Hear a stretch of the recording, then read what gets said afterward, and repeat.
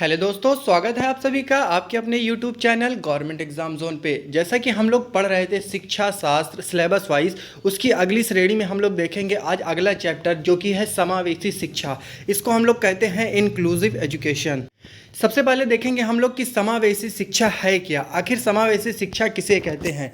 तो चलिए देखते हैं। समावेशी शिक्षा वो शिक्षा है जहां पर सारे बच्चों को एक साथ पढ़ाया जा सकता है, यानी कि इसका अगर हम टाइटल थीम की बात करें तो सबकी शिक्षा सबके साथ एक क्लासरूम में बैठकर हर तरह के बच्चों को पढ़ाया जाना समावेशी शिक्षा कहलाता है।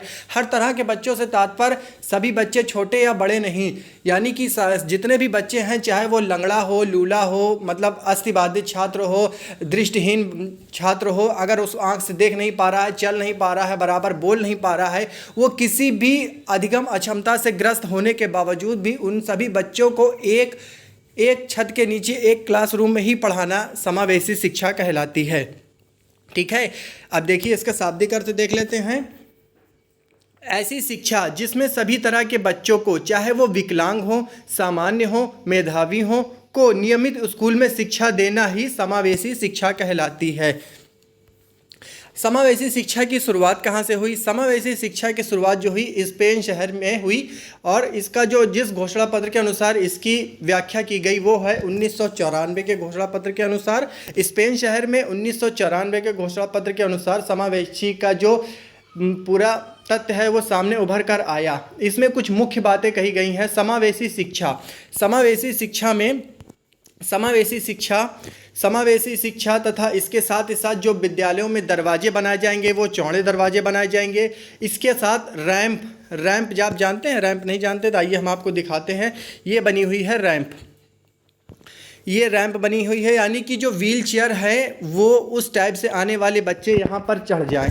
इसके अलावा है शौचालय, विद्यालयों में प्रॉपर शौचालय की व्यवस्था भी की जाएगी। साथ ही सामग्री का प्रबंधन भी किया जाएगा, मतलब अधिगम सिखाने के लिए बच्चों को, जो बच्चा जिस तरीके से सीखेगा उसके लिए जिस तरीके की सामग्री की आवश्यकता होगी उन सभी सामग्री का उपयोग किया जाएगा। अब देख लेते हैं कि समावेशी शिक्षा के अंतर्गत पढ़ने वाले जो विकलांग छात्र या अन्य तरीके से अधिगम असक्त छात्र होते हैं उनको किस तरीके से बाधाओं का सामना करना पड़ता है। सबसे पहली बाधा तो ये होती है अध्यापक का दृष्टिकोण, नकारात्मक दृष्टिकोण। आपको शिक्षक बनने के बाद अपना दृष्टिकोण बच्चों के प्रति नकारात्मक नहीं रखना है। इस तरीके से नहीं बोलना है कि तू तो लंगड़ा है, तू तो अंधा है, तू सीख नहीं सकता। ये सब बहुत ही घटिया किस्म की बातें हैं तथा इस तरीके के व्यवहार से हमको बचना चाहिए। दूसरे बालकों का भी नकारात्मक दृष्टिकोण होता है। आपने देखा होगा कुछ बालक होते हैं जो बच्चों को लेबलिंग करते हैं, मतलब कि उनकी जो अक्षमता होती है, जैसे सही तरीके से देख ना पाना, सही तरीके से चल ना पाना, इन सभी के कारण उनको लेबलिंग करके बुलाया जाता है। ए लंगड़े, ए लूले, चल इधर आ। इस तरीके से जो बच्चे करते हैं ये विकलांग बालकों के लिए बहुत ही अभूतपूर्व तरीके की बात होती है, अर्थात ऐसा बच्चों के साथ नहीं करना चाहिए। ठीक है। सामान्य बालकों के माता पिता का नकारात्मक दृष्टिकोण, ये भी सबसे खतरनाक पॉइंट है। ये ऐसा इसलिए है क्योंकि जो सामान्य तरीके के जो छात्र होते हैं उनके सामान्य तरीके के जो बालक होते हैं उनके माता पिता कहते हैं कि मेरा बच्चा इन लोगों के साथ नहीं पढ़ेगा, अगर इन लोगों के साथ पढ़ेगा तो इनके जैसे ही हो जाएगा। ठीक है, ये देखिए आप इमेज में भी देख सकते हैं कैसे यहाँ पर नकारात्मक दृष्टिकोण से बच्चे को मार रहे हैं। यहाँ पे एक बच्चा अलग से बैठा हुआ है, इसको दो बच्चे कैसे परेशान कर रहे हैं, और यहाँ पर सामान्य बालकों के माता पिता का नकारात्मक व्यवहार को दिखाया जा रहा है। ये सामान्य बालक के नकारात्मक व्यवहार को यहाँ पे दिखाया जा रहा है, और आप देख सकते हैं किस तरीके से जो सामान्य बालक के माता पिता हैं वो विकलांग बालक के माता पिता के साथ कैसा व्यवहार कर रहे हैं। लेबलिंग क्या होती है? किसी भी बच्चे की लेबलिंग करने से उसकी भावनाओं को ठेस पहुंचती है। अभी हमने इससे पहले आपको बताया कि किसी बच्चे को लेबलिंग करने से उसकी भावनाओं को ठेस पहुंचती है, उसको अच्छा महसूस नहीं होता। लेबलिंग क्या होती है? लेबलिंग ये होती है जैसे किसी बच्चे को अगर कोई आंख से देख नहीं पा रहा तो उसको अंधा कहना, पैर से चल नहीं पा रहा तो उसको लंगड़ा कहना, बैसाखी वाला कहना। इस तरीके से कहने से उसके भावनाओं को ठेस पहुँचती है तथा उसका मन पढ़ाई से हट जाता है। वो भी सोचता है कि बच्चे मुझे अलग अलग नामों से पुकारते हैं या चिढ़ाते हैं तो मैं विद्यालय किस लिए जाऊं। चलिए अब हम लोग देख लेते हैं कि इंटीग्रेटेड एजुकेशन यानी कि एकीकृत शिक्षा प्रणाली एवं इंक्लूसिव एजुकेशन भी ये किस तरीके से दोनों प्रकार से अलग हैं। मौजूदा शिक्षा प्रणाली को संशोधित किए बिना एक नियमित स्कूल में विकलांग बच्चों का प्रवेश करना, ये इंटीग्रेटेड शिक्षा प्रणाली का, एकीकृत शिक्षा प्रणाली का सिस्टम है। इसके अलावा आवश्यक प्रावधानों के साथ एक नियमित स्कूल में विकलांग बच्चों का प्रवेश, इसलिए समावेशी एक व्यापक शब्द है। तो यहाँ पे समझने वाली बात यह है कि एक विद्यालय है, प्राथमिक विद्यालय है, यहाँ पर किसी भी तरह की कोई चेंजेस नहीं की जाएगी। सारे के सारे बच्चों को एक सामान्य स्कूल में ही पढ़ाया जाएगा, चाहे वो जिस तरीके से अधिगम से अशक्त हो।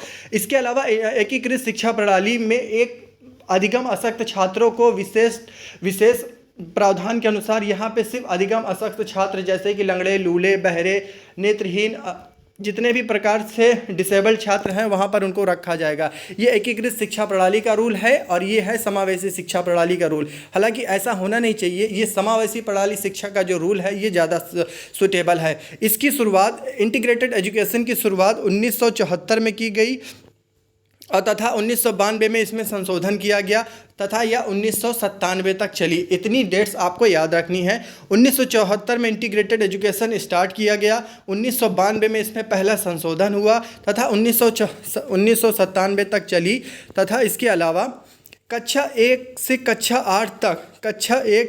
8 तक ग्रेड बनाया गया। 1997 में इसे SSA में शामिल कर दिया गया। SSA का मतलब है सर्व शिक्षा अभियान। 1997 में इंटीग्रेटेड एजुकेशन को सर्व शिक्षा अभियान में शामिल कर दिया गया। इसके अलावा है इंक्लूसिव एजुकेशन की शुरुआत सन 2009 में की तथा ये कक्षा 1 से लेकर कक्षा 12 तक के लिए की गई थी, यानी कि प्राइमरी लेवल के शुरुआती दौर से लेकर इंटरमीडिएट तक के लिए। सन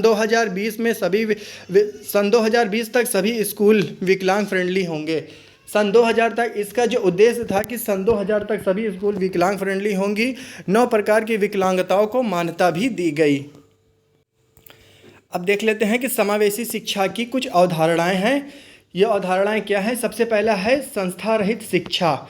विकलांग बच्चों के लिए विशिष्ट स्कूल में न भेजा जाए, यानी कि संस्था रहित शिक्षा, विकलांग बच्चों के लिए कोई भी विशिष्ट प्रकार की संस्था का प्रावधान नहीं किया जाएगा, अर्थात सामान्य बच्चों के साथ सामान्य स्कूल में इन बच्चों को पढ़ने के लिए भेजा जाएगा। सामान्यीकरण, सामान्य बच्चों को विकलांग बच्चों के साथ पढ़ाना सामान्यीकरण कहलाता है। अर्थात जब सामान्य बच्चों को विकलांग बच्चों को सामान्य बच्चों के साथ पढ़ाएंगे और सामान्य बच्चों को विकलांग बच्चों के साथ मिलाकर पढ़ाएंगे तो एक समावेशी कक्षा का निर्माण होगा और यही शिक्षा का सबसे अच्छा तरीका, शिक्षा प्रदान करने का सबसे अच्छा तरीका है।